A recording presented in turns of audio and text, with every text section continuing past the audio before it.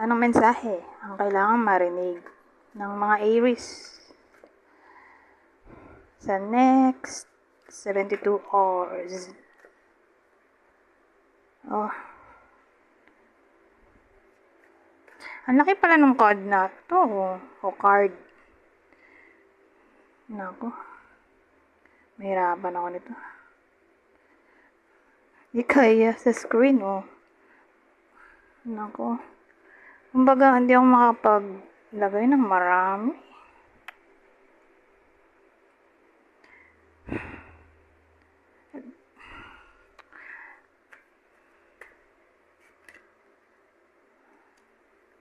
Ay, kita pala. Ayan, pwede na. Ayan ang... Ayan.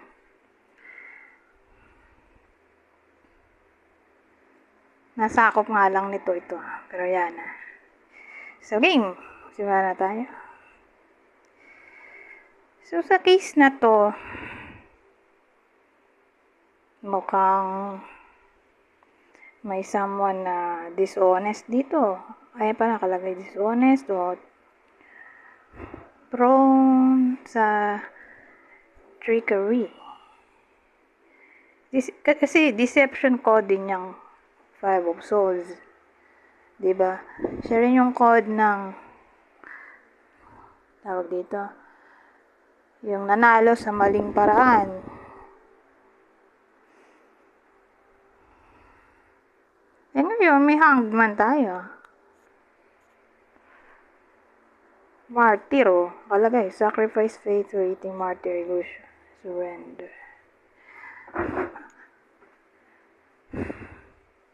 Actually, may nabasa din ako, ano rin yan eh. Code ng trial. Yung hanged man. Card din siya ng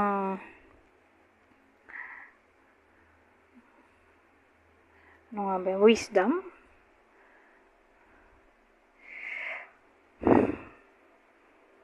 Pwede rin intuition, actually.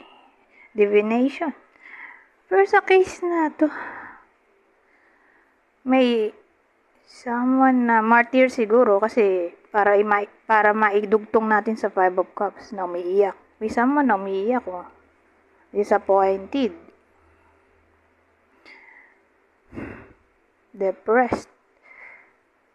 And yung Knight of Pentacles.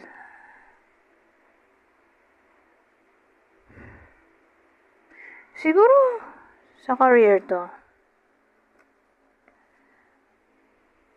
Doon nangyari yung deception. Nalin lang sila doon.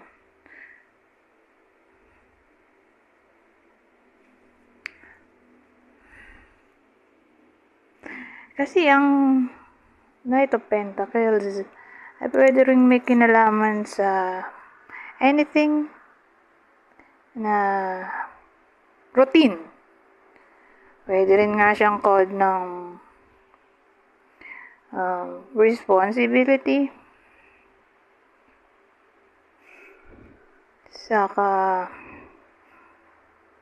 progress. Pwede rin being practical, being patient.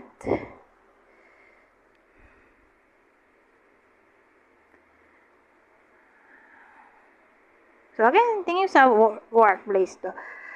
Either nangyayari na to o mangyayari pa lang. Na para bang may someone doon sa workplace, para sa iba sa inyo, natatama ng reading na to, na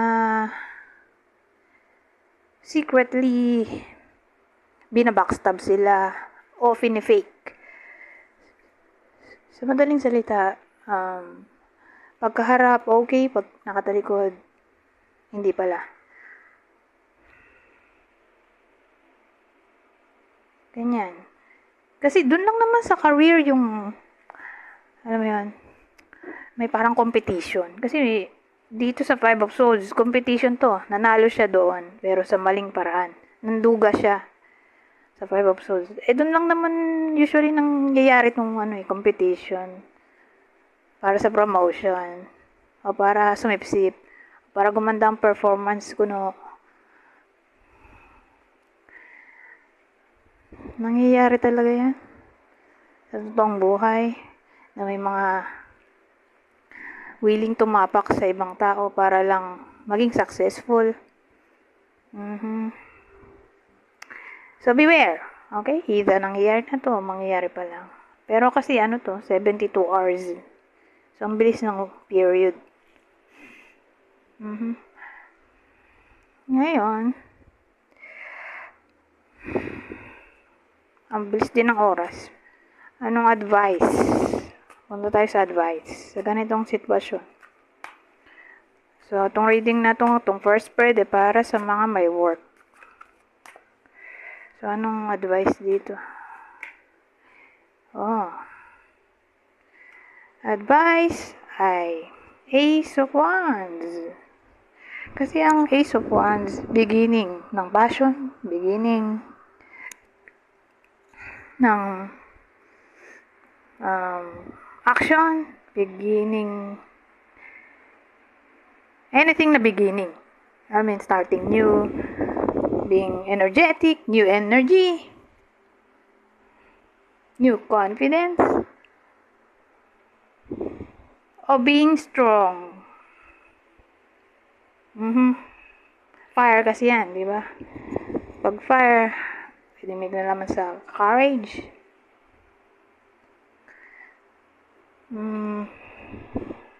So, advice ay wag sumuko. Huwag gumawa ng aksyon, siguro magsimulang gumawa ng aksyon para hindi na madugas ulit o i-report siguro para hindi na ma-abuse yung iba sa inyo.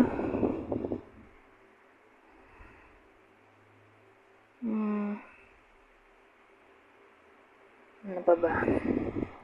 Advice. So, magkaroon siguro ng lakas ng loob. Magkaroon ng desire. Ay pagtanggol lang sarili. Tumayo sa sariling para mapagtanggol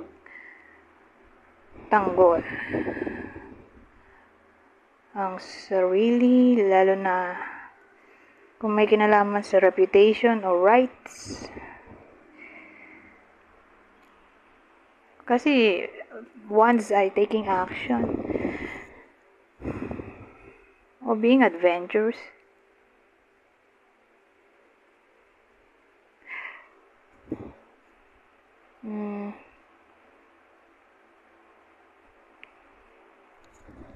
ano pa ba? So, advice, magtiwala sa sarili. Yun lang. Wala akong maisip.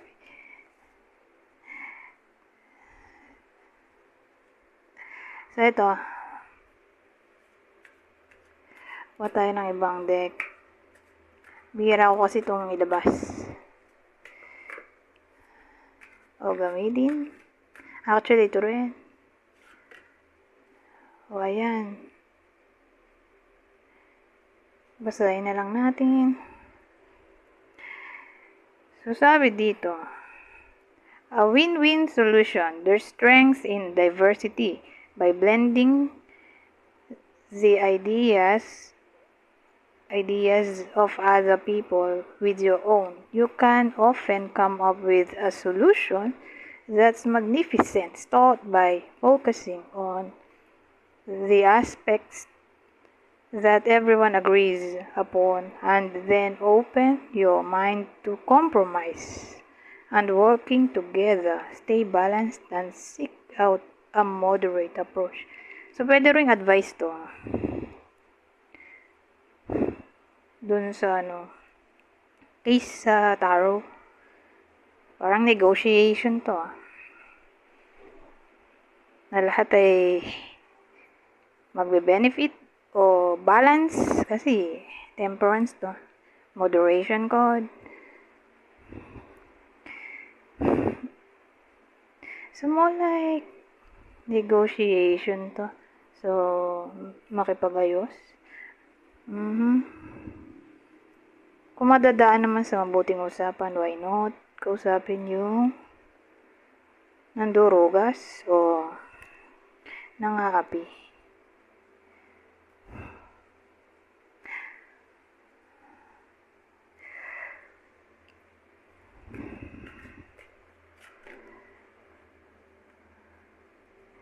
So, dito, 10 of abundance.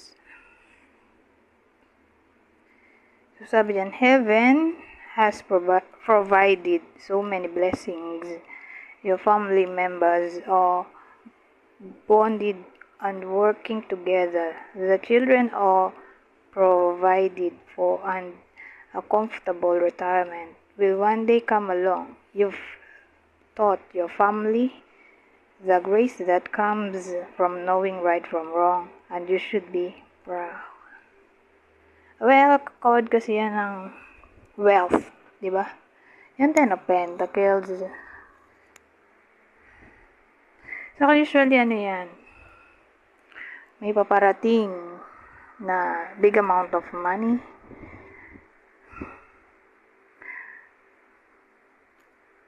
Cash a blessing. Promotion, inheritance. So, okay.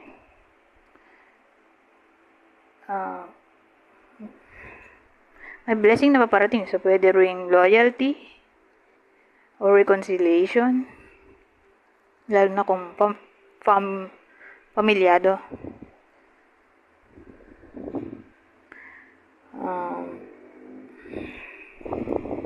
Kasi card din siya ng stability.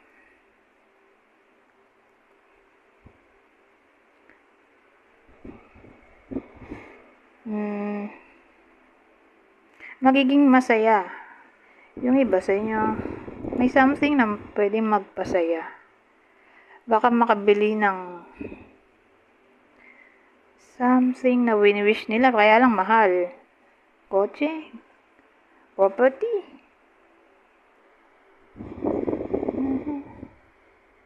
Anything na mahal, either ma-acquire nila yon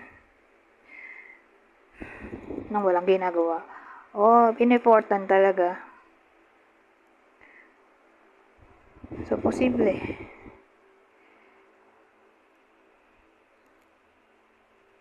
O, bumili ng ano mo yun, yung pwedeng pagtayuan ng business. O, magtatayo ng business kasi card din niya na establishment. So, case-to-case basis.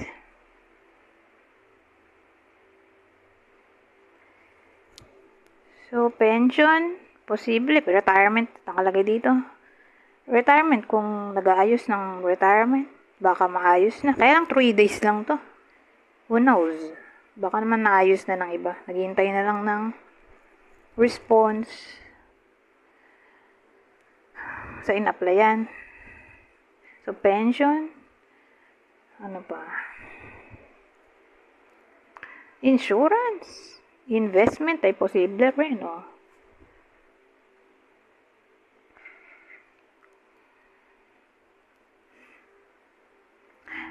So, anyways, hanggang dito na lang. Goodbye for now.